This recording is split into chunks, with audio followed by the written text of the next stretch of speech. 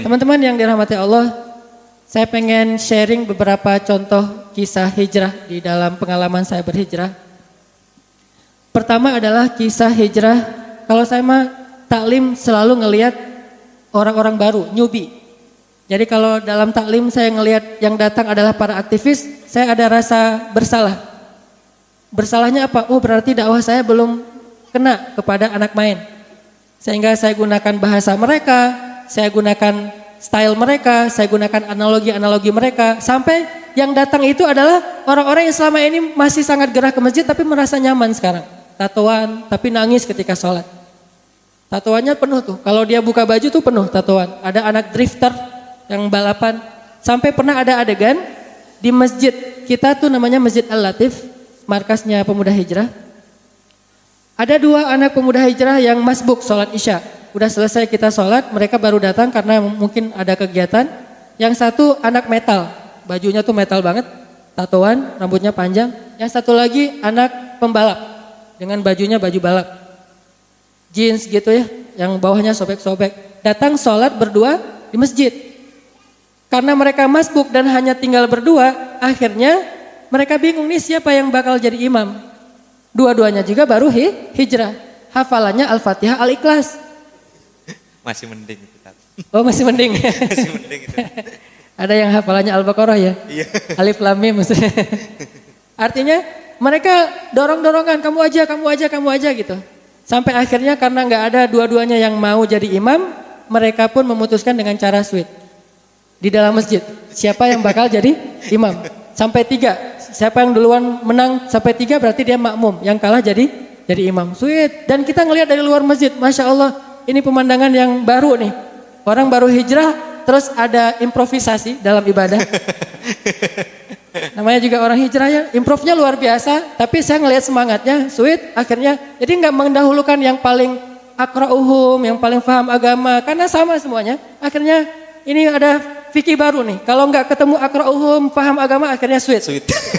Siapa yang menang dia yang jadi makmum. Ternyata anak metal yang jadi imam dan anak drifter yang jadi makmum. Dan sholatnya luar biasa. Walaupun sholatnya cuma baca Al-Ikhlas, tapi saya melihat air matanya mengalir di pipi mereka. Hanya Al-Ikhlas mengalirkan air mata. Kita udah baca Al-Baqarah, ngalir air mata karena kelamaan bacaannya. Nah, ini kapan rukuknya ini? Saya pernah sholat di Mesir, satu malam tarawih cuma 11 rakaat, tetapi satu malam itu 15 juz. Masya Allah. Dan saya cuma sekali saya sholat di situ. Itu juga karena saya nggak tahu 15 juz. Diajak sama syekh saya namanya Syekh Tariq Faris. Beliau guru saya dalam belajar Al-Quran. Beliau bilang, Hanan yuk ikut saya. Ada tarawih bagus nih. Kan saya senang mencari imam-imam yang bacaannya powerful. Oh ya udah Syekh saya ikut. Nggak ngasih tahu kalau 15 juz. Pas sholat rakaat pertama Alif Lam Mim. Oh Al-Baqarah standar lah. Paling juga satu kali sholat tarawih itu 1 juz. 11 rakaat. Ternyata udah setengah juz, ini belum ruku-ruku, mulai saya curiga. Wah ini setengah juz nggak ada tanda-tanda ruku, imamnya masih semangat ini. Sampai masuk saya qulus sufaha belum ruku, akhirnya sampai akhir Al-Baqarah baru Allahu Akbar. Saya mengatakan dalam hati, ini cuma 2 rakaat saja, setelah itu saya pulang. Tapi rakaat kedua Ali Imran. Saya pikir rakaat kedua mungkin dia udah capek, paling juga Al-Ikhlas atau apa. Ini Ali Imran jadi hampir 4 juz dalam 2 rakaat saja.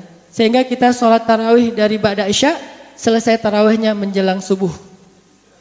Hampir gak sempat makan sahur. Dan kedepannya Syekh saya ngajak lagi, saya bilang saya pilih yang dekat-dekat saja. Itu satu-satunya masjid di Mesir yang tarawihnya 15 juz, yang lain rata-rata 1 juz. Cuma ini masjid para hufaz dan mereka khatam sebulan 15 kali. Dan setelah istirahat setiap 4 rakaat kita istirahat, saya nanya kepada seorang jamaah sebelah saya kakek-kakek gitu. Kakek belajar di Al-Azhar? Kata beliau enggak, saya enggak pernah kuliah. Oh Kakek ngerti ayat yang dibaca? Nggak semuanya juga. Walaupun orang Arab juga nggak semuanya ngerti Al-Quran. Karena bahasa Al-Quran ini jauh lebih tinggi daripada bahasa Arab. Apalagi kalau nggak pernah belajar agama. Kakek hafal Quran? Enggak. Kakek baru pertama ini ikut tarawih kayak gini. Saya sudah 10 tahun dek tarawih di sini. Setiap tahun saya tarawih di sini.